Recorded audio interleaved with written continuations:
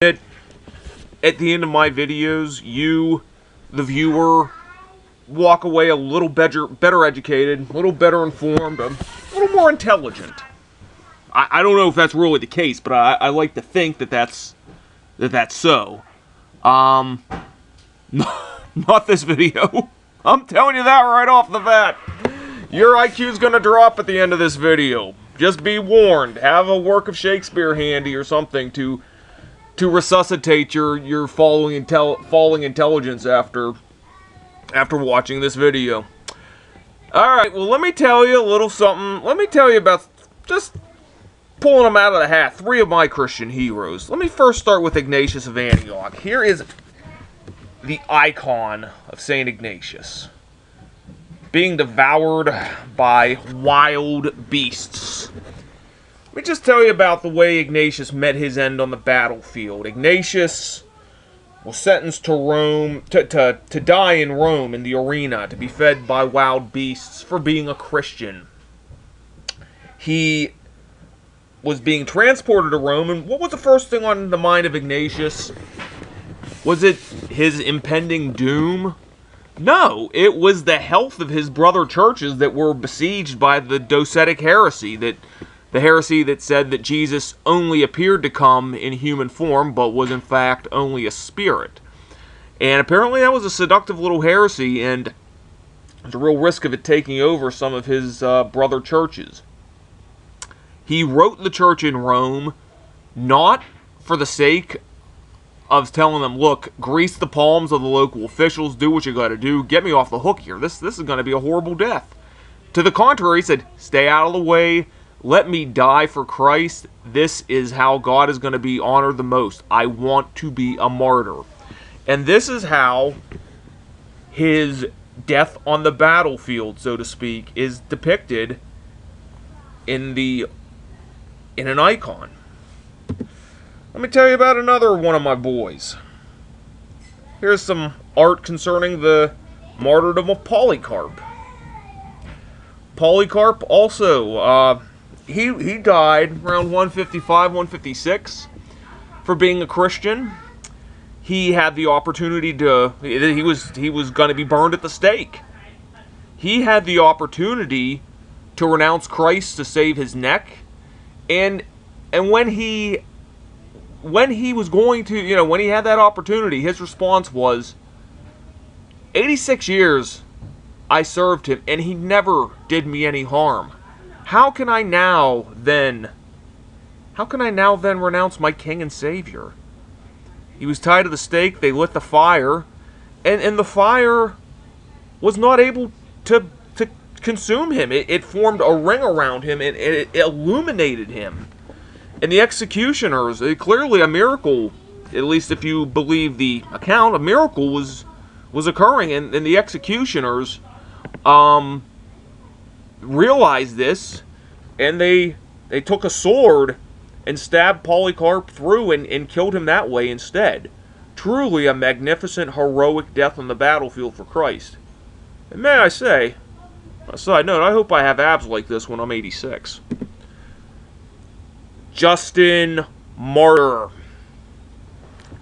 Here was a guy who spent his days and nights, first Christian apologist. He spent his days and nights trying to spread the Christian message to Jews and trying to explain it to pagans. And he followed Jesus so well that him and a group of his fellow Christians were supposed to, under some kind of circumstances, he was supposed to bow down to the Greek and Roman gods. And they were before a prefect for refusing to do so. The prefect said to him, and you can hear the ridicule in his voice, and after you are tortured and beheaded, do you suppose you will ascend to the heavens and receive some recompense with this Christ? And Justin responded, I don't just suppose so. I know it, and I am fully persuaded of it. And the judge basically said, away with you then, to be tortured and to be beheaded. And Justin said, "Do what you will, for Christians do not bow down to idols." And here is, looks like some kind of some piece of, can't tell if it's, no, it's not a sculpture, some piece of art depicting the martyrdom of Justin the Martyr. So those are three of my boys, and how, oh, and pride just wells in my chest just telling these stories, and I just look forward to just embracing these great founders of, some of the earliest church fathers, the second, third, and fourth generation of Christians that Christ kept his church vibrant and healthy through. Now, Arians. You ever hear any stories or see any pieces of religious work, religious art concerning the death of your guy? Well, there's not really much of anything in the way there. If there was going to be a religious icon of the death of Arius, it would probably look a little something like that. If it was going to be portrayed in modern movie, it would probably look a little something like this.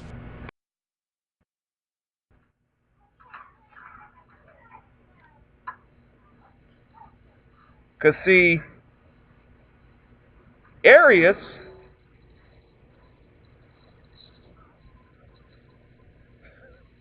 feel your IQ dropping yet? You know how Arius died? He died, to be as clinical as possible, he died defecating his guts out on a public toilet. He could have died. God could have arranged 50 ways for him to die. His heart seizing.